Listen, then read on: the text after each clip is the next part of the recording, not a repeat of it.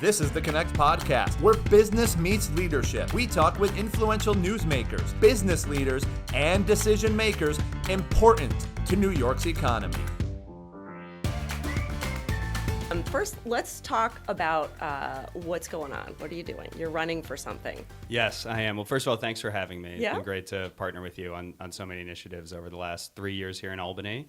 And back in October, I announced that I am running for Congress in New York's 12th district, which is the entire width of Manhattan from roughly 12th Street to 98th, goes up to 110th in some parts. And very excited to continue the partnership and to work together at the federal level. Wow, so your assembly district is very cool, but the congressional district, which is bigger than the assembly district, also very cool.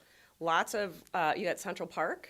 I do. Yeah, all of Central Park is in New York 12. Which is amazing. Yeah, it's been my respite growing up, and where so many New Yorkers go to just take a break, and of course so many people visiting New York flock So to. you grew up in the district? Born and raised. That's amazing. Okay. And I have a friend who owns a restaurant in the district. Harvest Kitchen is the name of it. It's near the Beacon Theater, Yeah. which I think falls into that. Yes, it does, and I've Okay. been there a number of times. It's a great restaurant. Okay, well, good friend from high school, sat next to me in homeroom, owns it, and he's a great guy. How cool. Yeah, and he survived the pandemic, which, I think was very challenging for people. I think that district would have been fairly nice during the pandemic because the park and you've got the outside space. Certainly it was a hard time for businesses. It was a really hard time for businesses, and especially businesses that were in the central business district, right? The restaurants around Midtown that relied on people going to the offices, those were some of the hardest hit. Yeah. So tell me first about your platform. What are you running on? I know that this is a Democratic area, so the primary is probably the race, right? No disrespect to anyone who might be running on the Republican line, but generally speaking, these districts are heavily Democratic, correct? Absolutely. Whoever wins the primary will have a very high chance of winning the general. Yeah. But this is a moment in time when Congressman Nadler announced that he was stepping down. My son, I have a new kid. My son was 2 weeks old, and I had every reason to just stay working in the assembly. I've passed 27 bills here. The Center for Effective Lawmaking named me the most effective new legislator from New York City. This is a great place to get things for done. That or something? It seems like you should. I think it got lost in the mail, but or maybe a big bonus check, right? No, it's or maybe the opportunity to serve in the federal level. Right. But so there's really important work that can be done here, as you know, and also the things keeping me up at night, aside from my newborn son, weren't coming from Albany. Right. They were coming from D.C. Okay. And I don't want my kid or the kids anywhere in America growing up in a broken country. And the threats that we're seeing to the rule of law, to some of the basic principles that have allowed America to flourish and to be the country that it is, can't be taken for granted anymore. Yeah. We're seeing things, most recently, the attack on the Fed chair, right? We're seeing things that I think maybe adults can learn how to rationalize, and I have no idea how I could ever explain to a toddler. Right. And we need to restore that rule of law. We need to restore our democracy. And also, we have an incredible transformation that is coming for the world, not just in the U.S. when it comes to artificial intelligence. Yeah. And you know what you're talking about on that, and so we should talk about that a little bit. But keep going. Sorry. Yeah, no, I won't dive all the way in now. But just to say that I'm the first member of my party elected in New York at any level with a degree in computer science. I'd be the first computer scientist New York sends to Congress. I have 2 software patents. I worked in industry. I deeply understand it, and I see on one end of the political spectrum people saying, no regulation whatsoever on AI, just let everything happen, and introducing some risks. And on the other end of the spectrum, people saying, stop it, burn it all down, don't use it at all. Every aspect of it is bad. And it's Terminator, and it's going to come get us. It's eventually going to realize that we're the problem. Yeah. And if you have no one in office that actually understands the technology that can deal in the nuance, you're just going to get the worst version of both of those worlds. Yeah. And I think that skill set is really missing in Congress. So right now. where is your degree from? Where did you go to college? So my undergrad was at Cornell, where Oh, I actually okay. studied industrial and labor relations, and then I got a master's in computer science from Georgia Tech. Wow. Okay. So you got some big name schools there. You probably root for different sports teams, maybe. Well, I had to go don't to know, Georgia Cornell- Tech, so I had a football team to root for. You Okay. know, Cornell's hockey. Cornell hockey is Yeah. incredible. I go to, Yeah. to Big Red Hockey at Madison Square Garden every year. We're on a bit of a losing streak, but Well, I'm an RPI person, so you know we can agree to disagree. yeah. My son has a computer science engineering degree from RPI, and Incredible. he's out working in San Francisco. It's a very good field to be in. Absolutely. I mean, I think that we're going to see a lot more of successful people with that credential in the future. And I agree 100%, despite what is in the press about, software coding is going away, which it might. I mean, it's one of the things AI is best at is coding. But understanding how computers work, understanding what's going on under the hood to design the next systems and to use it the most efficiently is still an extremely valuable skill set. Right. Yeah. I mean, it's funny to think about it, but you know, we use electricity every day. I couldn't accurately describe the process that produces light from a bulb. I mean, I know if I thought hard and long about it, I probably could, but I'm just glad other people are in charge of electricity. Yeah, besides me. I like asking people to explain indoor plumbing. Yeah. It's something else they take I'm for better granted. at that. Not everyone can be like, how does it all, Yeah. stormwater, wastewater, Yeah. So tell me a little bit about the AI legislation that you've worked on, and all of the, I mean, not all of, we can't go through every bill, but let's get a flavor of, the things that you worked on in the Assembly and what you think you'll carry into the federal government when you get elected. Well, I've passed 27 bills in my time here in the 3 years, which coincidentally is about the same that Congress as a whole passed in 2023. Wow. And You could double their productivity. That would be cool. maybe. We just got to make sure it's on the right things. Right, But yeah. it's not always the case that more laws equals good. Oh, no, I wholeheartedly agree with you on that point. But I've been able to work on a wide variety of issues. We've partnered on updating the Uniform Commercial Code in New York, which hadn't been updated in 11 years, so that we have the same standard laws on contracts that other states had adopted to make it easier to do business in New York. We've also partnered with DFS on changing their authority to go after unregulated entities. We had a system in New York where people that applied for a money transfer license actually had a stricter enforcement mechanism than those that skirted it entirely and didn't even try to engage.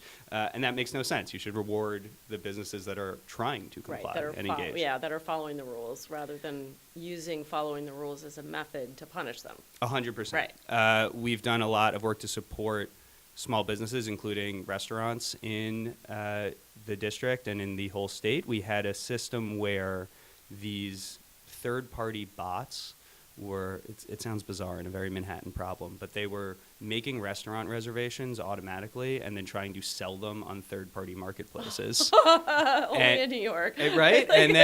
And then if it didn't sell, they would just cancel the reservation like 30 minutes before. And so you couldn't find a table because a bot had reserved it unless you paid. There were upwards sometimes being sold for $1,200 just for the reservation. Next level, ticket scalping. Exactly, Yeah. exactly. And then restaurants had empty tables, and the waitstaff weren't getting their tips. And so we passed a bill to say you can't do that system. You can't do the reselling unless you have an agreement with the restaurant. Okay. And no-shows in New York City restaurants, the next month after that bill went into effect, no-shows went down 68%. Wow, so that's a really effective and useful piece of legislation Absolutely. for business. So we thank you. Oh, no. I was unaware of this. So Yeah. I'm sure my friend who owns a restaurant in your district is probably very, very grateful, even though he may not know it was you. I'll make sure he knows. Oh, thank you. Yeah. Thank you. Yeah. And we've partnered on other legislation around artificial intelligence and aspects going forward there, including one that I'm really excited to. Well, I would say one working on the problem of deep fakes. Yeah. Because you need trust in what you see, and ultimately, if we allow deep fakes to proliferate, there will be less trust in what we see online. There'll be less trust in the businesses that are trying to engage in that way, and less trust in our elections. And one way to go about that is requiring a lot of excessive labeling on everything that goes forward, but there's actually a industry-created solution, an open source free standard designed by all of the businesses called C2PA, Okay. which is a little piece of metadata, data about data, that you can attach to any standard file format, audio, video, or image, that cryptographically proves whether that image or video or audio is taken from a real device, generated by AI, and or how it's been edited over time. Okay. And if you just change the default setting that is attached and preserved, then anytime you see a piece of content without that attached, you're going to be immediately suspect of it, and we'll solve the problem of deepfakes. Interesting. And so this is a piece I've been working on with some of the tech companies. We got close to passing it last year. It passed the Senate, got held up in the Assembly, but very proud that the governor has adopted it into her budget this year, and Okay. hopefully we'll move forward as a way of reestablishing trust in what we see. So industry helped design this solution. Yep. So that's something I always think, it's so much better if the regulated parties have a seat at the table in actually coming up with the solutions, because certainly they know the process, the complexity of what they do better than, you can't expect an elected official to have like the full scope of knowledge on everything about everything. Right. So Absolutely. And also, industry can create new options that didn't exist. Right. If you were thinking about this problem 2 years ago, the answer is only requiring a lot of word labeling or banning certain content. And then we innovated and we created a new technology that gives us new options as policymakers. That is a wonderful partnership to come together, because new solutions are there that are much better for everyone. assuming things could be accomplished at the federal level, do you think it's better to have a uniform standard amongst the states, or, I think, Absolutely. And And there's a balance here. Yeah. In general, yes. These AI, something that broad, that's only going to be developed once and then deployed everywhere, should be regulated at the federal level. And I think that should always be your default assumption when it comes to AI. Now, states do have a role as the laboratories of democracy, where you can try new things, you can move quicker, and when there's a technology like AI that's moving so quickly, Right. states will try things, but the idea should not be, okay, we're going to have 30 different standards in all the states. It's, say, one or two, try a thing, we learn from it, it should go federal. Federal should be the main place where this is regulated. Yeah, I mean, the state lines are, more virtual than real. I mean, Yeah. in some respects. So that does make a lot of sense. Well, I'm kind of glad to hear you say that. I think New York has like California, sometimes we lead with our face, and we'll try and be the first to do something that, rather than leading by example, sometimes we end up being sort of the cautionary tale. But I do think AI is interesting. Lots of businesses are worried about it, but it's also a huge opportunity. So, Absolutely. The knee jerk, it's bad, let's just shut it down or limit its application so completely that it's not as useful. We want to avoid that. So how's the campaign going? Tell me what you're doing. Yeah. But before can I say one more thing about the AI as an opportunity? You can say whatever you want. No, because we're going to use it as part of the opportunity here in New York State. So Yes. Using AI to go through old regulations and old laws to find where they are getting in the way of business or otherwise promoting things that we don't want, to make it New York an easier place to do business and a fairer state overall. Laws don't generally expire. Sometimes we write that in, but you'll find that, especially when it comes to technology, this policy cruft, as Jen Paulka calls it, just builds up over time and makes it impossible for government to deliver well, and makes compliance for companies much more difficult.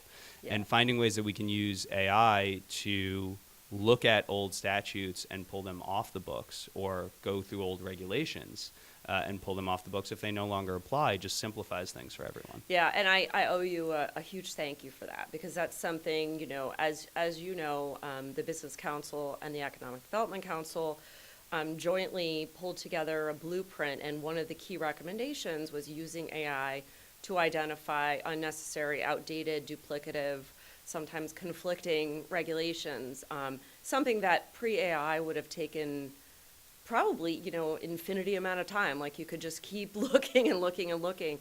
And AI is an incredible tool in terms of saving the hours of review that would be necessary to do that. So we thank you. Thank you for championing and pushing forward. And we already have some results on the laws that need to be struck down. My personal favorite is that in New York State, all international money transfers have to be conducted by steamboat. That seems a little out of date. Yeah, maybe. We have additional regulations around telegraphs. Do you have a steamboat? I don't, nor do I have a telegraph. Although I do like doing, do you know when the last telegraph was sent? No. Throw a number out there. It's a fun, Yesterday. Good guess. 2006. Oh, really? Okay. Which is not yesterday, but is a lot more recent than most people think. Yeah. And so, we have some of these just old regulations that are silly, right? They're Right. not being enforced. Then we have some that are, I think, offensive, even if they are not being enforced. So still on the books in New York, if you are black, you need to take a sickle cell test before you get a marriage license. That is on the books in New York. Oh, And whites and Asians are exempt from it. It is specifically a race-based regulation. No one's enforcing that, but that should be off our books. It's embarrassing. Please. Yeah. And then there's ones that you could imagine being enforced and are actually dangerous. So we found one that the governor has the right to require all non-citizens to register with her office and to re-register every 24 hours. And if they don't, be kicked out of the state. Wow. Okay. Now, Governor Hochul isn't doing that. Right. You could imagine certain candidates might with the national environment. And so it's really urgent, in fact, that we get these statutes off our books and help to protect New Yorkers. Well, I'm just going to say, thankfully, probably a lot of these don't have the private right of action that would, allow a real stickler to sue, right? I think there's one that requires a chair on all elevators, right? Yes, yes. Even though there's no elevator operators, generally speaking, anymore.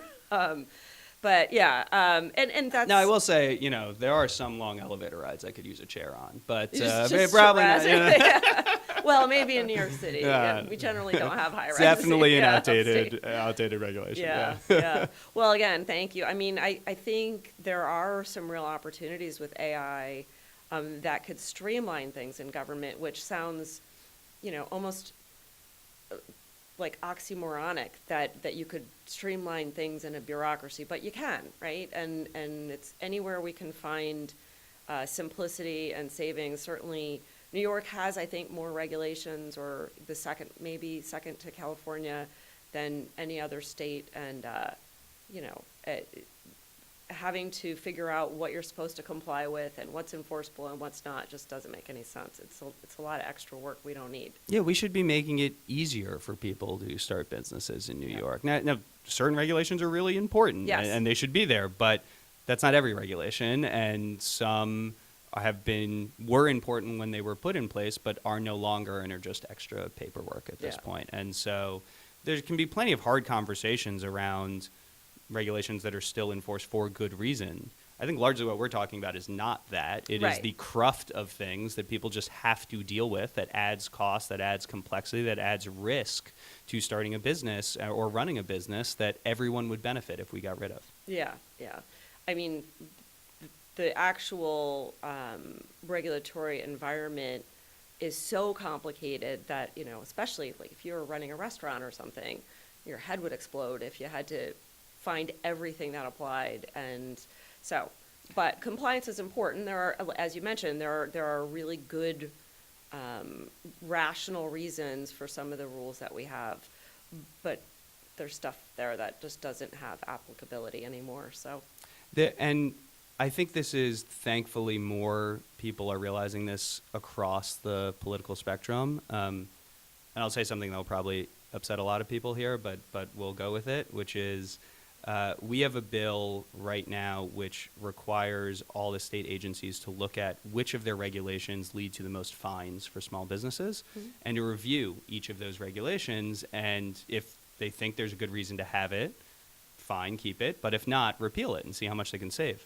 That's actually based on something that Mayor Eric Adams did successfully at the city, that also Mayor Zoran Mamdani just released, like last week, a initiative to do roughly the same thing and repeal those regulations. And so you're seeing even, obviously all of us are Democrats, but within New York, you would think of Eric Adams and Zoran Mamdani as quite different mayors, and in many ways they are. Yeah. On this part, they agree. I think and it's greatly appreciated, because I think you have to ask yourself, is the purpose of the fine to generate revenue, or is it to get compliance? And if it's to get compliance, the idea that you give a business a chance to comply before you fine them, I think makes a lot more sense.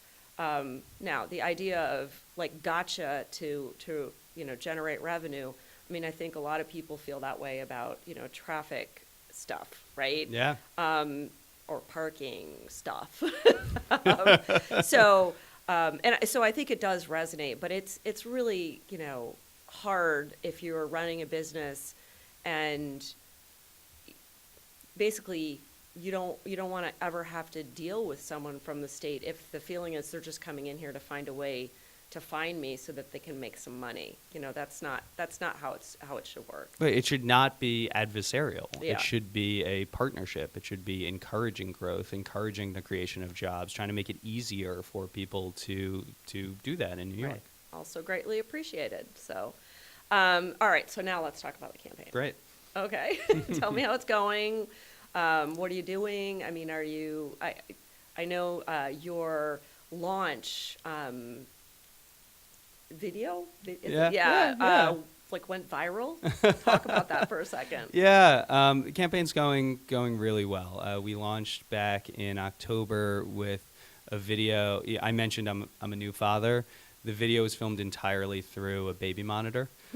So it starts with me waking up in the middle of the night to my son's cries and talking about, as I just did at the start of this conversation, on how think about the world he's going to grow up in, and that all kids in America are going to grow up in, and what do we want that world and that country to look like.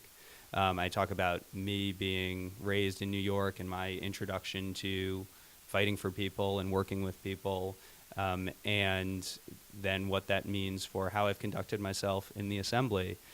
People definitely reacted to it, thought it was different. I will say I made one crucial mistake as a first-time parent, which is I didn't realize how distinct and recognizable to you as a parent your child's specific cry is. Yeah. And we tried to go genuine, and we saved the baby monitor footage till we had him actually crying. But now anytime anyone plays the ad near me, I have a bit of a jump scare. It's just the recording. Right, But people resonated with it. It's easy for elected officials to say, oh, we need childcare, but to see me living it, I think is something that's resonated with a lot of people. Yeah, no, I can totally relate. I mean, I had 3 boys in 4.5 years, and wow. I know exactly what you're talking about. The instant reaction if you hear them. So, I mean, my youngest is now 24 years old. He would kill me if I got that wrong. So, but yeah, he's 24. And I bet you it feels like yesterday. It does. Yeah, it does. And I miss them, being little. I don't miss stepping on Legos.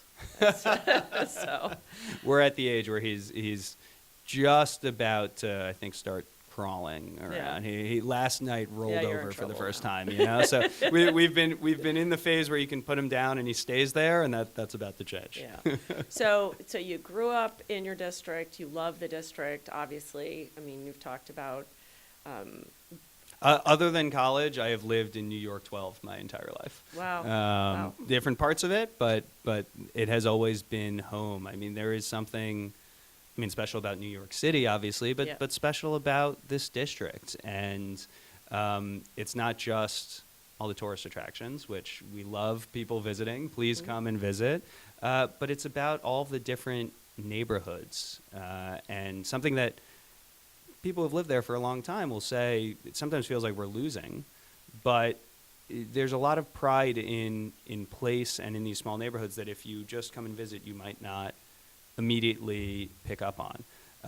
One of the reactions when I describe the borders of the district often from people that live there is, oh my God, that's such a large district, because they're thinking of, oh, you know, the Chelsea is different than the Upper East Side, is different than Morningside Heights, is different than Turtle Bay, is different than, you know, around the Columbus Circle, Lincoln Center, and all these different areas.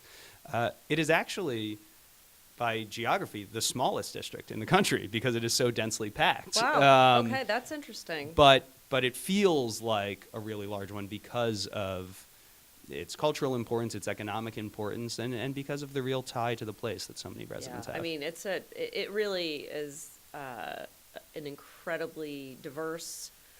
There's so much you can do. I mean, if you spent just a day in New York and spent the whole day in the district, you'd never see. Not even close. Yeah. You've got some great museums. You've got great neighborhoods, restaurants, the park, theaters, right? So yeah. So everyone go visit New York 12. Please. We especially we've had a decrease in international visits over the past year for obvious reasons. So no, we love people visiting New York.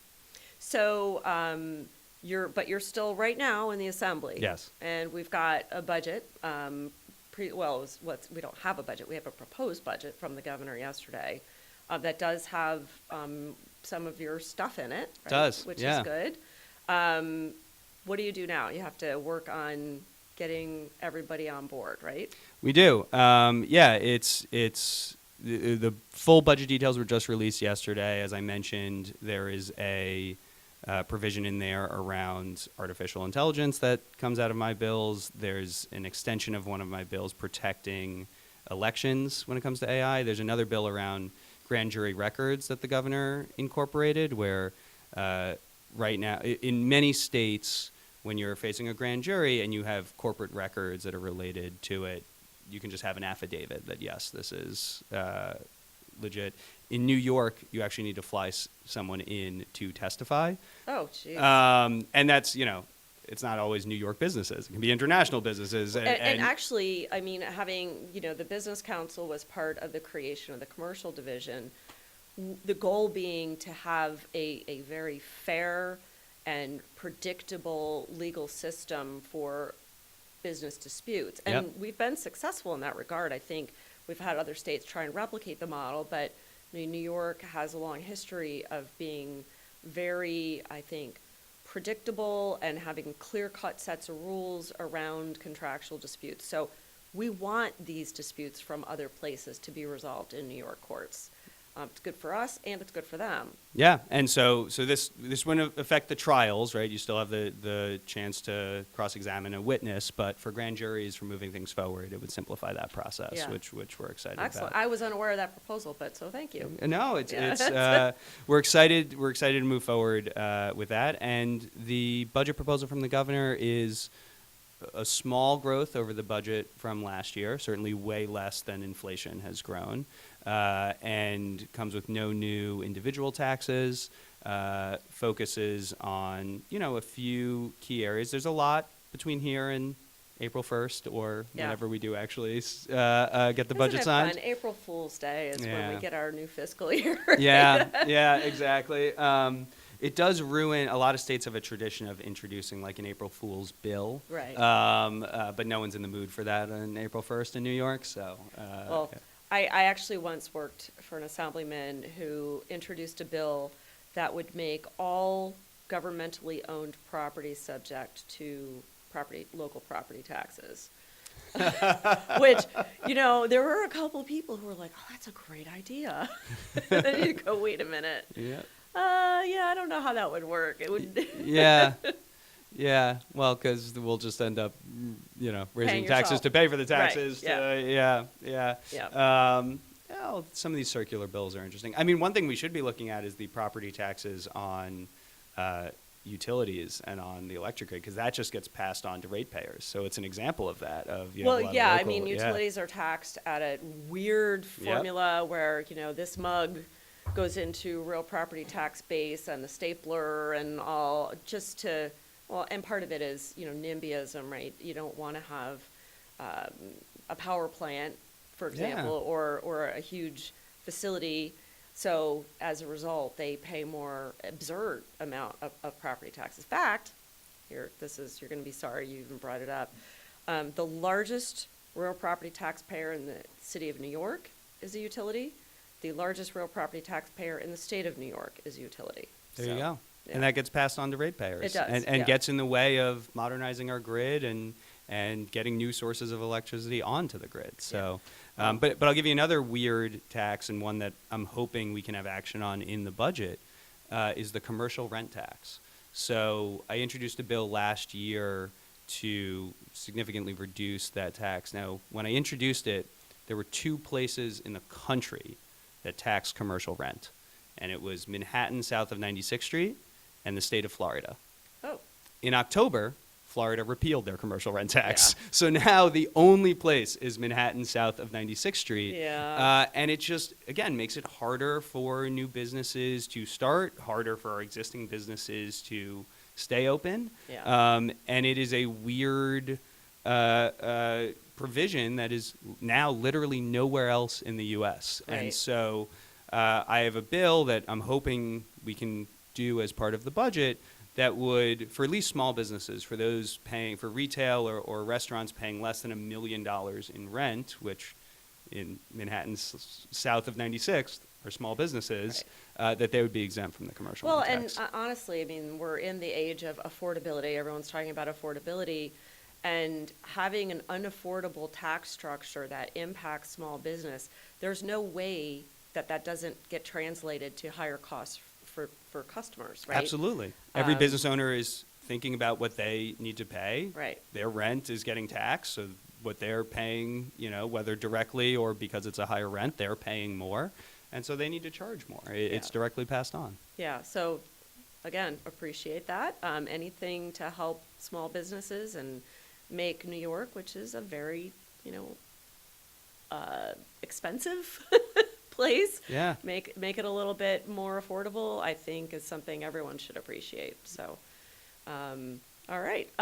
There's also, I know you've worked on some court-related legislation. You want to talk about that for a second? Absolutely. And the Business Council has been a great partner on this piece of legislation. So trials in New York, criminal and civil, take way too long. Yeah. And there's many, many reasons for that. One of the silliest, one that should be the easiest to solve, is that we just don't have enough judges. Yeah. And so because of that, trials are delayed. Victims in the criminal side don't get the justice that they want. People are being held for way longer than they would otherwise. And on the civil side, it just means you have this cloud of litigation sitting over you that there's no pressure to resolve because, you're not going to face a jury for a while. And so plaintiffs can hold on and wait out, and then businesses are paying retainers, and it's going on and on and on, and just increasing the costs. So it sounds like, okay, we don't have enough judges, let's just create new judges. And actually my first year in the Assembly, we did that. I carried a bill that created 20 new judges throughout New York State. But I couldn't create any new state supremes in Manhattan, in the Bronx, or here in the Capital Region because there is a limit in the New York State Constitution. Really? That dates back to 1846. Wow. And last amended in the 1960s. Okay. That puts and when caseloads were a third of what they are now, right. That puts a cap on the number of judges per population, but caseload varies by a lot more than just population. Right. And means that those jurisdictions can never get another judgeship, no new Supreme Court justice, unless their population grows wildly. Right. And it doesn't just affect those three. Most of the jurisdictions in New York State are pretty close to the limit. Staten Island, their population shrinks just a little bit. They'll be at the limit. They might have room for one more. Brooklyn and Queens only have room for 2 or 3 more as well. So this is going to affect everywhere in the state. And seeing how infrequently we amend this provision, I think the right thing to do is to get rid of that limit. Right, right. So this is a constitutional amendment, so process is it has to pass 2 separate legislatures and then go on the ballot to the voters, right? Exactly right. And the good news is we passed it in 2024, so we've Okay. had first passage. So if we can pass it again this year, then it'll be on everyone's ballot in November. But Okay. I think it's important to point out the absurdity of this provision, which is there is no limit in the federal constitution, obviously, on the Right. number of judges. There's no limit on 49 states. Right. And even in New York, we have 11 trial courts, which is a whole other conversation to have. Yeah. Of the 11 trial courts, 10 of them have no limit in the Constitution on the number of judges. Right. It is Seems only kinda the state random. Supreme Court Yeah. that has this. Yeah. And it is hurting absolutely everyone. So proud to have the support of the Chief Judge of New York State, of Tish James, of the governor, of the Business Council, Yep. of prosecutors and defenders have come out in favor of it. I mean, Reinvent Albany, basically everyone who interacts with the court system, the acting Supreme Court Judges Association, but constitutional amendments are heavy, and Yeah, so yeah, it'll they still be a are, lift and- to get it passed. And hopefully people will take the time to educate themselves on the importance of this because, just having more judges on its face isn't necessarily something I'll go, well, I don't know why we need more judges. But no, and again, this is it's common sense, and it's fixing something that, is harming the citizens of the state. So, I mean, justice delayed is justice denied, right? Absolutely. Well, good stuff. Appreciate it, and good luck with the budget and your campaign. Thank you. Anything else you'd like to share for anyone who's listening? I think I think you've done great so far. You've been a great partner with us on so many things, and we really appreciate you. And when you get elected, we're going to miss you in the assembly, but we do federal stuff too. So. I very much look forward to continuing to work with you and at the federal level and partnering. I would just say to everyone, first of all, come visit the district, as we said. It's wonderful. Yeah. Come hang out. And second of all, reach out, engage with the campaign, engage with the office. I love hearing policy ideas. Some of my best bills come from just conversations of people reaching out. Or, the other thing I'm known for is every Friday since I was elected, I stand at a different subway stop in the district and I greet people on their way to work. Very nice. And I will often get bill ideas that way. I'm doing it now running for Congress. There are 54 subway stops in the district. I'm visiting each and every one. So if you see me at your subway stop, say hi. If we don't interact there, alexbores.nyc or at Alex Bores on every social media platform. Would love to hear from everyone. All right. Thanks so much. Really appreciate you taking the time. Thanks for having me. This has been a presentation of the Connect podcast, produced by the Business Council, the voice of employers in New York State.